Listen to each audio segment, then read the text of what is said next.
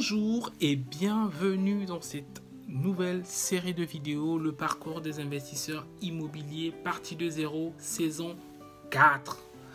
Aujourd'hui, donc, je suis Eli Prince Adicole, conférencier, entrepreneur et investisseur immobilier.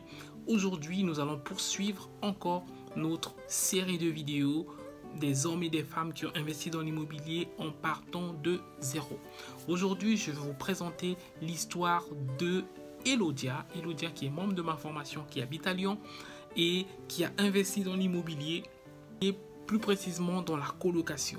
Donc, je vais vous laisser écouter son témoignage et je vous retrouve juste après.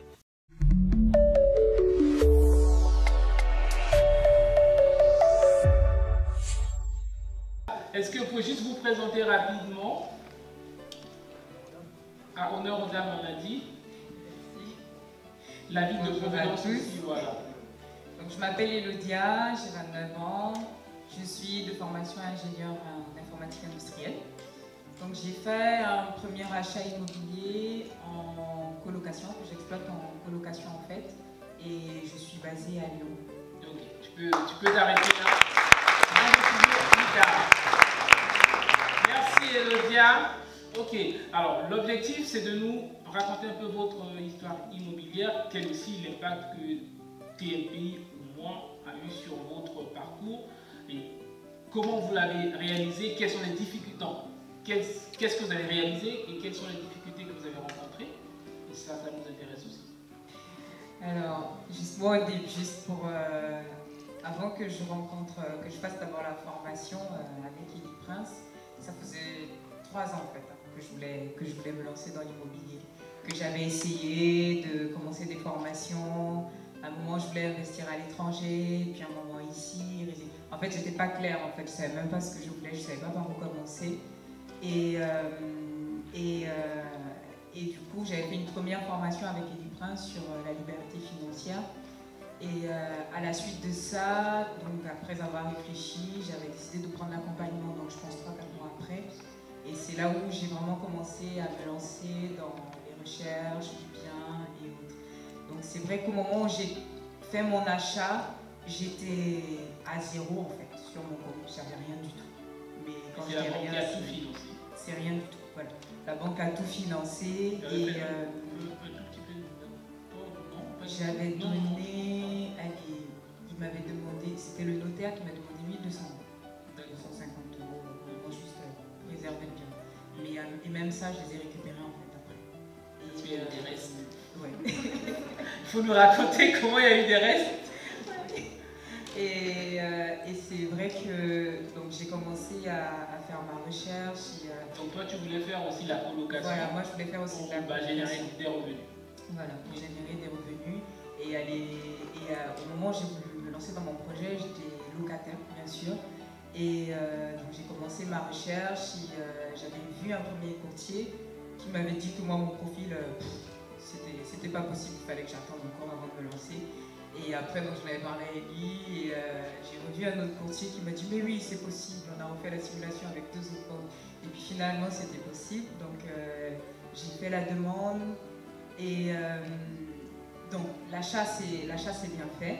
Et après, il y a eu des difficultés pour pouvoir financer les travaux parce que j'avais vraiment rien du tout. Et donc pour pouvoir financer mes travaux, j'ai dû passer par le profil que j'avais, puisqu'en parallèle de mon travail, je fais aussi de la décoration d'intérieur. Et juste pour partager aussi l'information, si vous devez faire des travaux, vous pouvez faire passer les services et les prestations d'une décoratrice d'intérieur ou d'un décorateur d'intérieur dans le budget de travaux en fait. Donc juste de base, voilà, je vais compléter ça. À la base, les banques ne financent pas tout ce qui est aménagement intérieur et tout ça. Donc ils financent les travaux mais pas l'aménagement intérieur. Donc du coup, alors son appartement était pas mal, mais vu qu'elle envisageait de faire la colocation, il fallait refaire l'appartement, refaire la peinture, etc. et meubler l'appartement, acheter des lits, tout ça. Mais la banque pouvait financer la peinture, tout ça, mais ne peut pas financer l'ameublement. Donc dans ce cas-là, très souvent, plusieurs personnes sont bloquées. Donc du coup, on était un peu arrivé à ce point-là, on était un peu bloqué parce que je l'accompagnais sur le projet. Et donc, elle a eu une brillante idée de se dire, dans les travaux, il y a une ligne prestation de service.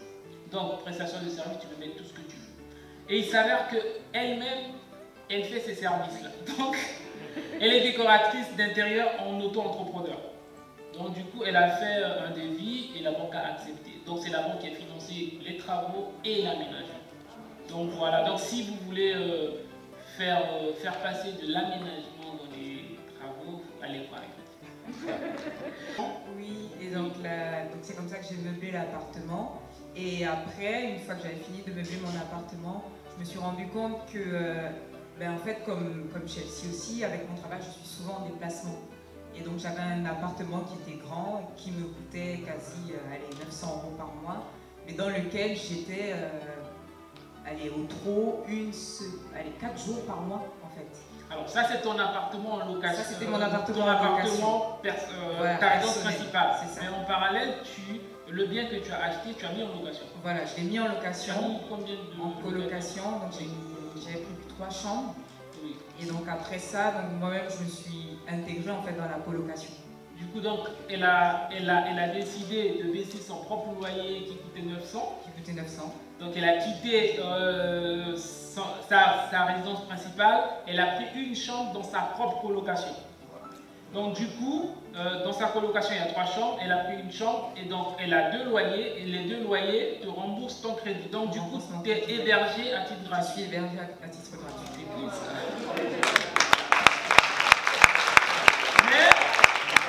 Voilà, donc, bon, alors, là, je vais spoiler un peu l'histoire. Là, tu vas quitter l'appartement pour remettre cette chambre-là en location.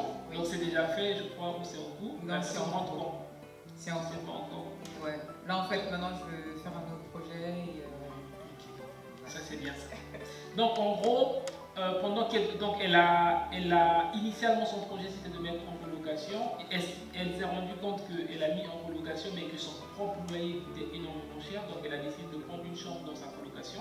Et ces 2 chambres couvrent tout le crédit en fait du bien. Donc, du coup, elle est, on va dire, un peu hébergée à titre gratuit en fait. Donc là, elle va déménager, elle va quitter Lyon.